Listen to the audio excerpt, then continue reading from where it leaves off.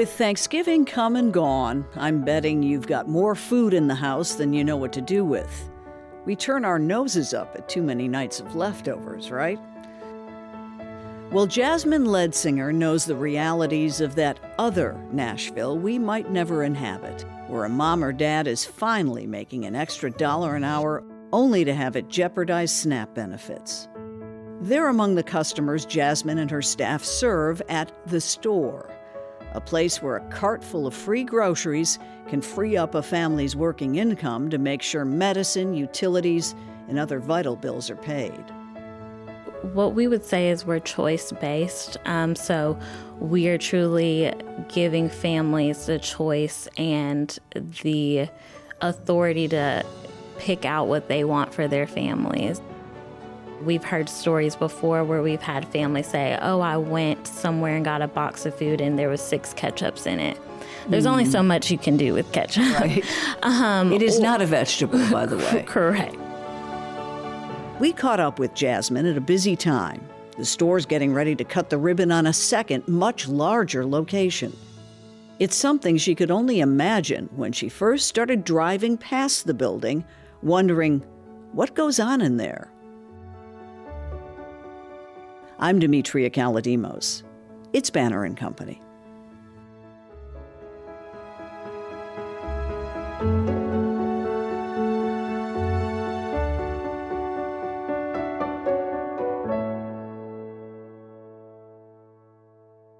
Well, it's been a busy week for everything associated with food. How about the store? It's always busy at the store. We are serving right now a little over 700 families in the Nashville area, and really that expands across Nashville and in multiple counties. So we are always busy, and that's just kind of the status quo of the store right now. You know, it's not often that the first person hired at an organization ends up running the whole show. That happened to you. How did you discover the store, or did the store discover you? Yeah, it was kind of a crazy way of how I came across the store. So I was at Department of Children's Services, and I was also in my graduate program at UT for social work. And I knew that I was wanting a change, and I wanted to move to more community, macro level type of work. And I actually had just moved on 8th Avenue. And so I started driving by what they were building to be the store. And initially I thought it was a boutique type grocery store, like a turnip truck. And I was looking just at jobs one day, and I saw the store pop up, and I saw that they were looking for a social worker. And I was like, okay, I'm going to apply. This seems cool. It really didn't have much information about what it was going to be. So my very first interview, I went in. It was conference style. There were about 8 people sitting there. It was in the Gulch, and I sat down and I was like, oh, this is serious. I had people from Belmont University there, high up level leadership. In my first interview, they called me the next day and they were like, you're it. And I was like, okay, great. So coming in, it really, I was meant to be there. I've been there 6 years now. I've been able to see it through a pandemic, now government shutdowns, multiple ones. So I'm truly blessed that the store was able to come in my life when it did, because it really has changed me, not so much the other way around. So I'm just thankful. Explain the model to me and where the idea was born. Yeah, so you might have heard of them, Brad Paisley and Kimberly Williams Paisley. They co-founded the store. So they really got this idea from Santa Barbara, California, where they were volunteering at a place called Unity Shop. So this was a model that was kind of in their hearts for a long time. They were taking their sons there to just kind of, as you want to do as a parent, show your child, hey, that this is what work looks like. This is what it means to give back. So they were doing that in Unity Shop, and they knew they wanted to replicate that model here at home in Nashville. So that's kind of where the idea came from. And even the name, the store, is very intentional in itself. Because what do you or I say when we're going to go shopping for food? We say, hey, I'm going to the store. So we always wanted to make sure that the store was a dignified experience for families and individuals who were in need, and to really destigmatize what you think about when you hear the word food pantry. Yeah, what's available there? Is it just like any other store? It really is. We have food, we have refrigerated items like butter, eggs, milk. We even have alternative to dairy milk, as well as we have non-food items like diapers, hygiene, household cleaners, vegetables, a lot of fresh produce and fruit. That is something, if we're giving you a tour of the store, talking about the store, we're going to highlight the produce because that's our favorite part. And we even check you out and scan you out just like you would at your average grocery store. How do people get connected with the store or invited, referred? What terminology do you use? Yeah, so one thing intentionally, we call those who shop at the store customers. So we treat them as such. And we work with about 50 partner agencies across Nashville. These are nonprofits, these are healthcare entities, civic engagement groups that are dealing with folks who are suffering from food insecurity, and they refer directly to us, as well as we have a wait list that is open to anyone in the community that is in need. However, unfortunately, it is quite long right now because the need is so great. But yeah, we truly try to serve as many people as we can. We even have an unhoused program. So if you're dealing and experiencing with homelessness, you can come in and grab a pre-prepared bag. We have it at backpack style that has hygiene items in it and some quick food that you can take with you. You describe this as a more dignified shopping experience. Not that food pantries are the lesser choice, because they do super work in our community, but how so? Yeah, so what we would say is we're choice-based. So we are truly giving families the choice and the authority to pick out what they want for their families. And as we know, other food pantries out there, they're doing great work. And what we do is a very unique model. However, we've heard stories before where we've had families say, oh, I went somewhere and got a box of food and there was 6 ketchups in it. There's only so much you can do with ketchup. Right. It is not a vegetable, by the way. Correct.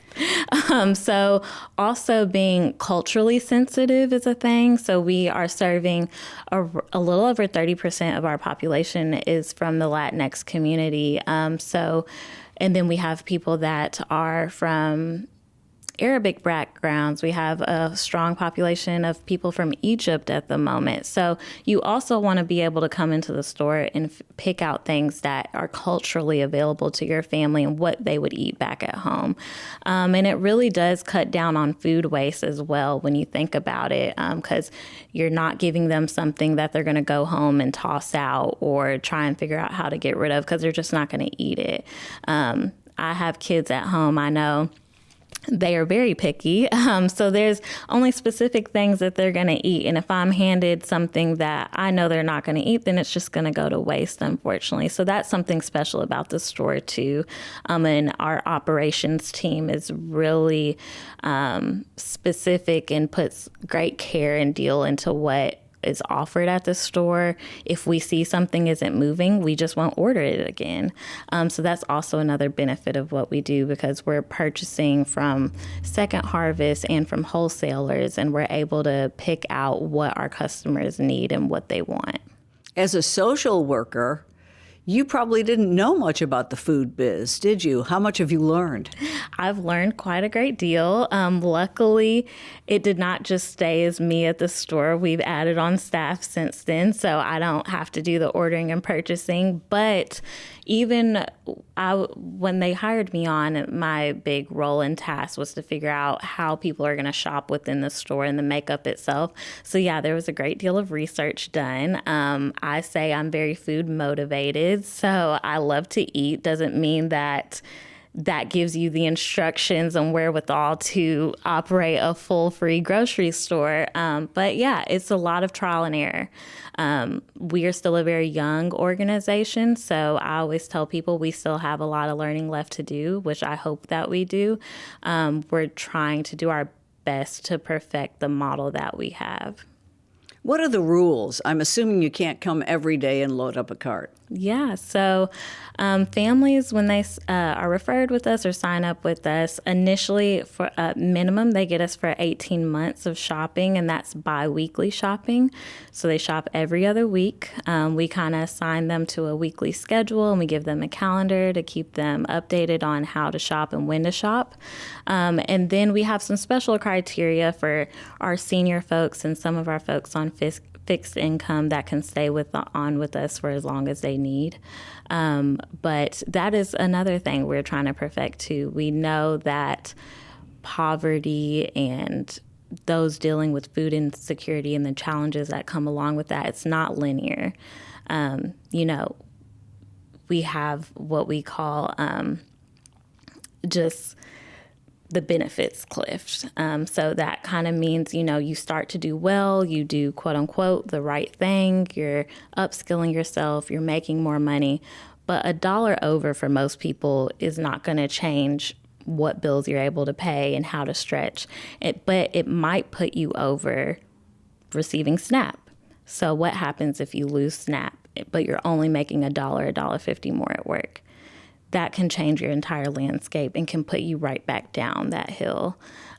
So that's something we're very trying to be intentional about at the store, is making sure that we're serving people and we're not pushing them right back down. So that's something we're constantly looking at, trying to make sure that we're doing right by the folks that we're serving.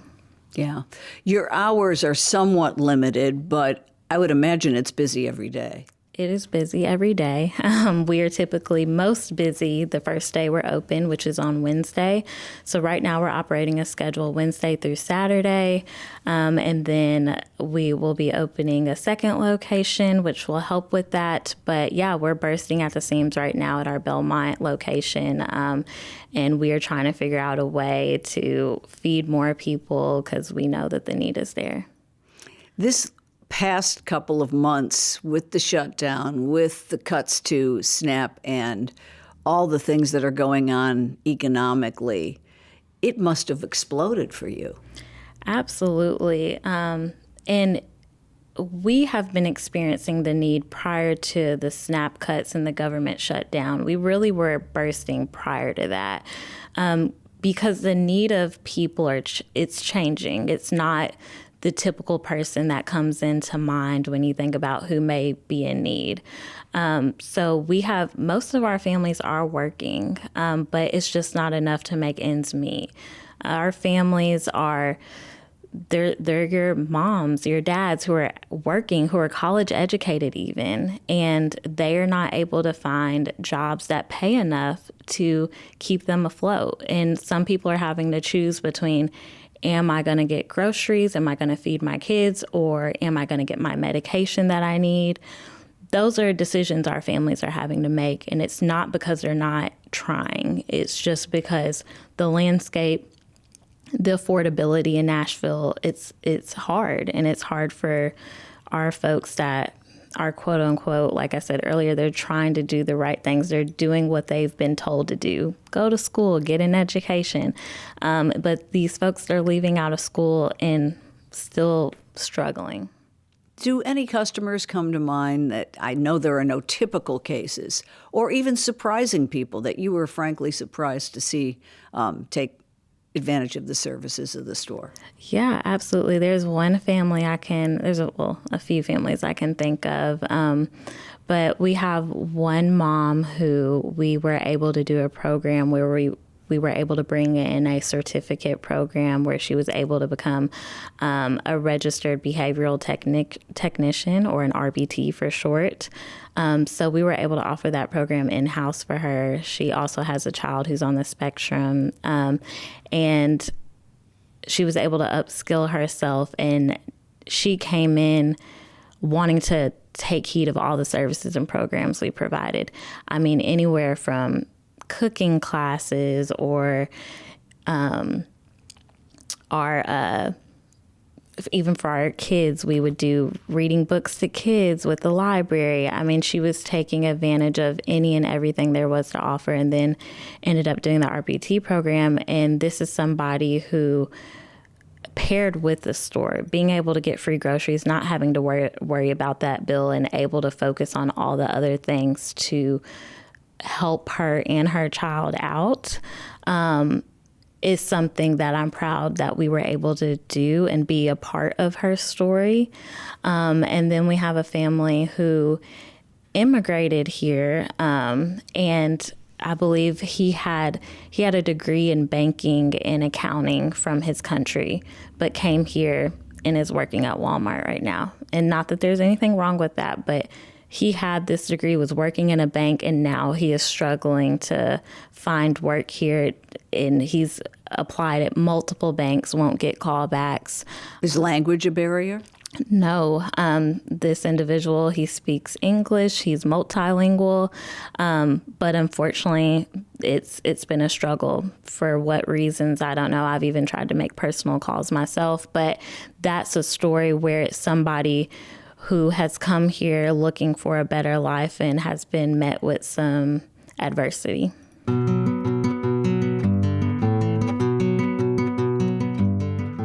It's Banner and Company. I'm Demetria Kalodimos. We'll be right back.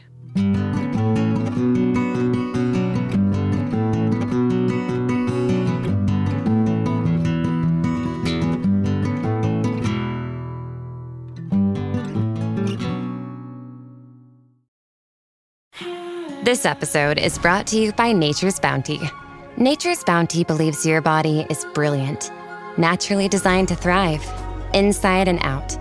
For those always looking for new ways to support your health from head to heels, Nature's Bounty has a range of over 400 vitamins and supplements born from 50 years of trust and care.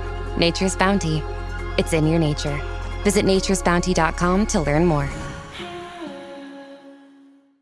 I know there's something exciting coming up in the next couple of weeks, a second location and a much bigger one. Yes, I might have dropped that a little berry earlier, but too soon. But yes, we will have our second location opening at Centennial Hospital.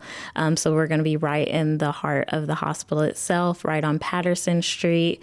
We have a ribbon cutting planned for January 14th. So that location will be triple the size of our current location. So we are going to be able to serve more families and ultimately just have more space for food and the things that we're lacking currently, because we have grown and tripled in even our customer numbers. When we started back in 2020, we were serving deliveries and doing curbside pickup. When we opened our doors, our max capacity at the time was around 300 families. And now, like I mentioned earlier, we were serving over 700. So it's when we were doing our plannings for the store, we were planning on serving 100 families, if you can imagine. We were like, if we can get 100 families in here, like this is a true success. And we are far beyond that, which some of that you do have to reflect and understand there is some sadness in that, because that just means that the need is so great. Constantly in nonprofits, you'll hear you're trying to work yourself out of a job. You don't want your job to have to exist. So that's something to also put in mind and keep in mind, that although we're serving so many people, there is some things to be mindful of there. You grew up here in this city. You know the community well. Do you think that's an advantage for you? I do. I'm kind of seen as all the resources of knowledge. all of my coworkers come to me asking, do you know where we can send this person if they need help? And I'm like, sure. Also, my time at Department of Children's Services helps with that too. Yeah, I bet. So yes, I grew up in Antioch. I went to Metro Nashville Public Schools.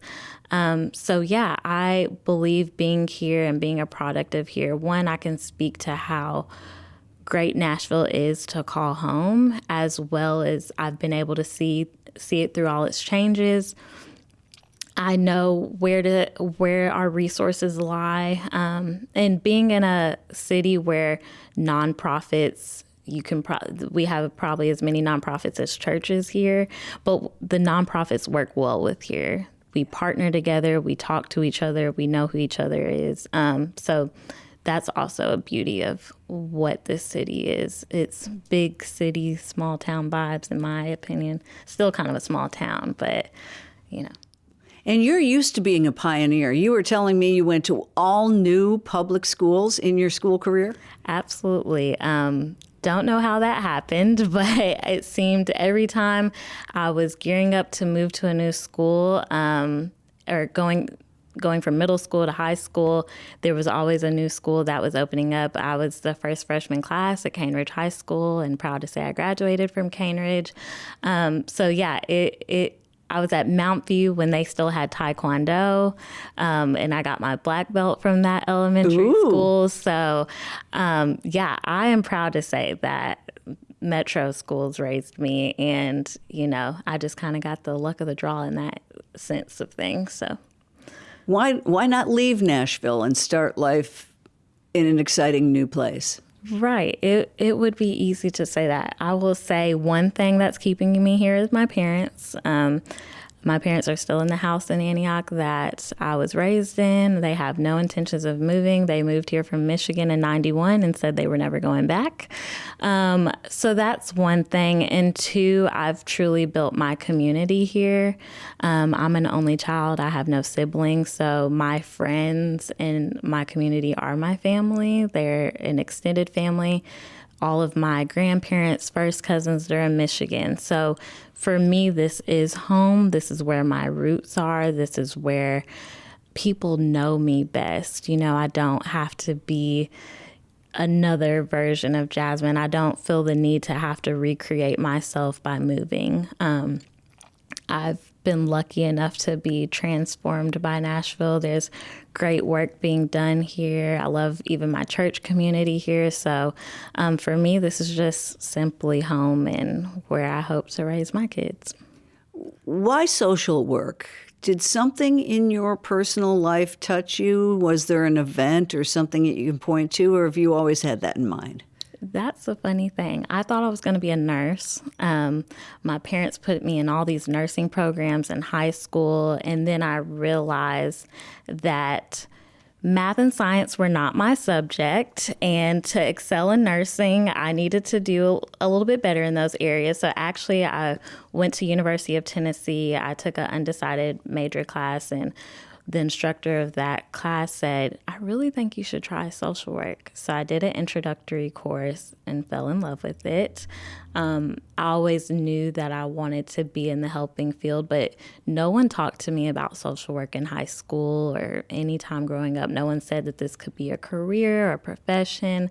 I think social workers get a bad rep. You kind of think your mind only goes to one thing when you hear the word social work, but there are so many opportunities in this field. And I was thankful to take a part of a program that Tennessee offered where I interned at Department of Children's Services, and they helped pay for my degree for my last 2 years. And in turn, I did work at Department of Children's Services. So that was a blessing to me. And while I was there, I was able to go to grad school. And this, by being a state employee, that helped pay for my grad school. But social work, I kind of say, found me, and I loved it ever since. I will stand on a hill about social workers. We're the greatest people ever. No, I'm kidding. But when social workers find each other, it's a community. It's like, oh, you're a social worker too. Because people in that field, I think mostly you're called to it. You don't do it, but you're not in it for the money most times. You're in it because you want to help people and you want to make a difference. But you hit on something. There was no recruitment. There was no one singing the praises of this sort of work. Are we making a mistake? I think so. I think when we're talking about you go through all these career explorations and you take all these personality tests. Generally what pops up in helping professions is nursing or something in the medical field. But there's a whole world out there of truly people in the nonprofit space, and just in general that this type of field can thrive in. I tell people all the time who are thinking about social work, I'm like, you can be a therapist, you can be in a C-suite as a nonprofit or in social work, and you can work your way up. I mean, the opportunities are endless. We have to go through over 800 hours of internship hours. I mean, it's not easy to become a social worker. No, and don't you have to achieve a master's level to be absolutely called a social worker, and correct? sometimes licensures. If you're trying to do clinical route and you want to get into more of the therapy world, you have to take a state licensing test. We work hard for those little credentials at the end of our name, and we care. And I've been a big sister, part of Big Brother, Big Sister, and I talk about that all the time. I'm like, there's social work out there. There's other opportunities. It can take you on multiple paths. It doesn't have to be what you're thinking of when you hear it. So. Well, as an only child, you chose to become a big sister? I did. I did it in college, and then I did it here when I came to Nashville. Shout out to my big sister, my little sister, excuse me. She would call me little sister and big sister because in stature, I was the small one. But we found each other. We were both Geminis. It was just kind of a happenstance. But yeah, I think that again goes back to the part of me that always feels like I want to give back and pour into somebody, especially those folks and kids who don't have anyone for that, or that outlet, I should say. Even when I was doing my interviews, they were like, so many people want to be matched with the kiddos. I was like, oh, well, that is not me. Put me with a teenager. I don't do the baby talk very well. So that's kind of where my passion area lies, is with teens too, and just trying to pour back into our youth, because they are the ones that are truly going to be taking care of us and in our policy realms, and they're the ones who truly are the future. So I think that's where, at least for me, I want to pour back into. So what's your go-to big sister, little sister date? Again, I'm a foodie. I can't help it. So it's probably going to be somewhere to eat. But truly, I like to ask my littles, what do they like to do? Or an experience.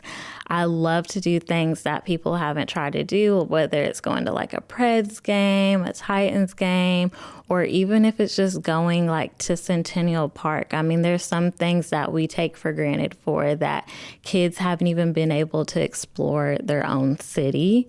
I heard on a radio show the other day that they were saying this kid had never even been able to go into the mall and just walk around in the mall. So I think it's not taking for granted those things too, those little Nashville explorations that we all get to do, that some people, they stay within their neighborhood and just don't have those opportunities. Getting back to the store, what do you need?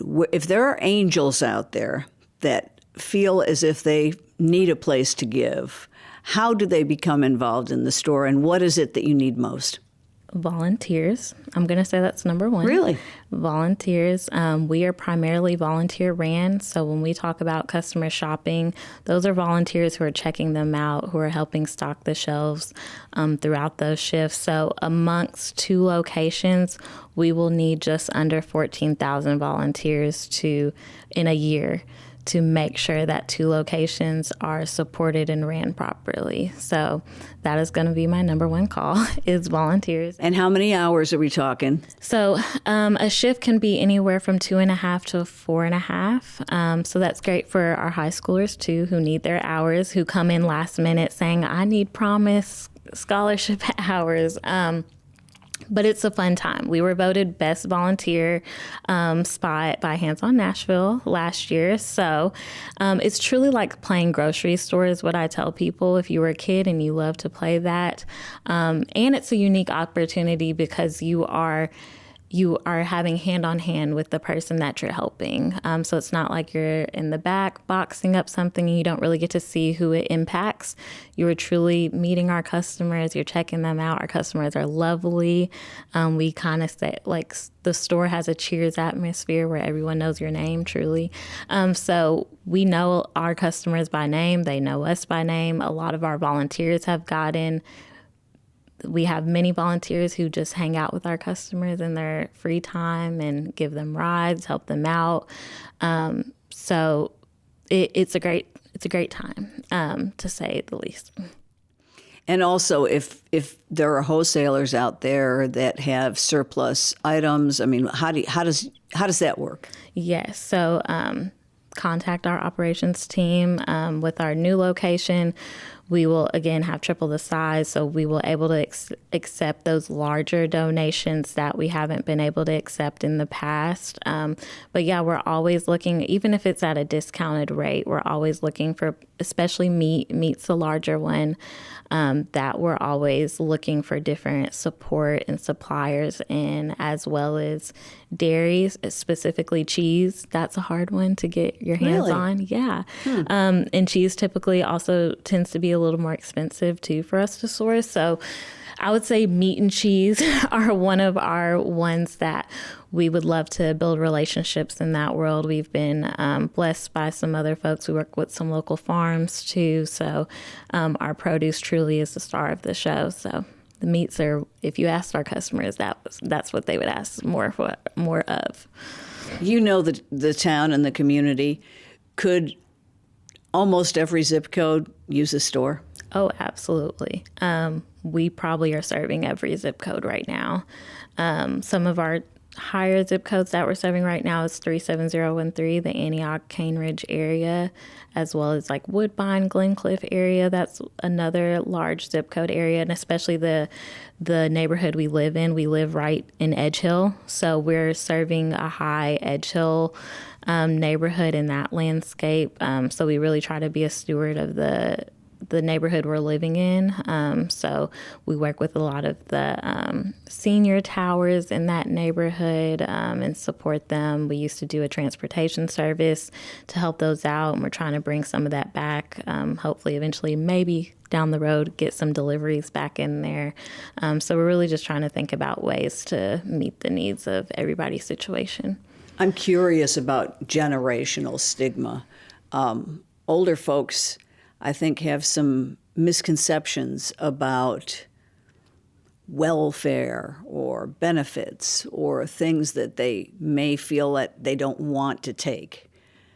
Help us dispel that. Yes, it's funny. We actually have had some of our older folks, especially when the government shutdown came, they'll call and they'll say, I don't want to take from anyone else. Like, you can give my spot away. And I'm like, no, we're not doing that. You are still going to shop at the store.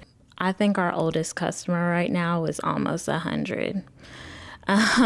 So we are serving a full gamut of folks. And to those folks that are thinking about what it means to be supported or what it means to be in need, I always say there's one thing in your life that could go differently to where you are in need of a service like the store. It's Banner and Company, and my guest is Jasmine Ledsinger, Program Director at The Store. We'll be right back.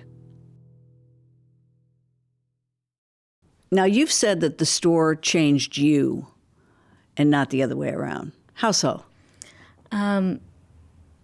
I think about, so people used to, when I said I worked for Department of Children's Services, people always will say, that must have been so hard. And I always say, the stories I've heard at the store have impacted me more than when I was at DCS. And why I say that is because it's something different about hearing someone's need for a basic need like food. We hear Maslow's hierarchy all the time. There's basic needs. I don't think we needed a philosopher to tell us that. But to hear a mom or a single parent or a 92-year-old come to you saying they have no food in their fridge or their pantry, it just hits you differently, because you truly need that to survive. So that's why I say the store has changed me, because I think about things a bit differently. My interactions with people, those who are going through trauma, it shows differently. Sometimes even when we have a customer who may be a little disgruntled and comes in and maybe not in the best mood, I always think about what did they go through to get here to that point. Take away what you think it means to be a person in need, and also try to put yourselves in shoes. I mean, empathy is a true thing. So you truly have to take away the bootstrap mentality. I always say some people don't even have boots or have access to shoes. So there are folks that truly need our help, and the age, it's a full spectrum, and we have so many of our seniors are living off fixed income, and it's very limited, and they're getting $20 in SNAP benefits, and they're probably our most vulnerable population who are in need are our seniors who are 65 and older. $20 goes nowhere. Nowhere. I go to the grocery store and I get milk, eggs, bread, maybe another snack, and that's $20 alone. And some of our seniors, you have some folks who will feed their pets before they feed themselves. Really? And we do have pet food at the store too. Oh, but, good. To try and help mitigate some of that, because we'll have some of our families who will come and pick out food for their pets before they feed themselves, and we try to keep it across both boards. So, it's just something to be reminded of, and we've had some changes even happening with SNAP recently as part of the big beautiful bill. So it's just something to be aware of and keep educated on, because it's always changing. So Mom and Dad wanted a nurse, but they certainly must be proud with the work you're doing. Yes, I think my parents are very proud of me. They did not go to college, and so I think even me just going to college and thinking about those things and graduating, I hope to say that they're proud of me, but I think I'm confident in saying that they feel that way. Banner and Company is a production of the new Nashville Banner. This episode was produced by Steve Haruch and edited by me. The original music is by Verlin Thompson. You can subscribe wherever you get your podcasts, or go to NashvilleBanner.com. You're in good company.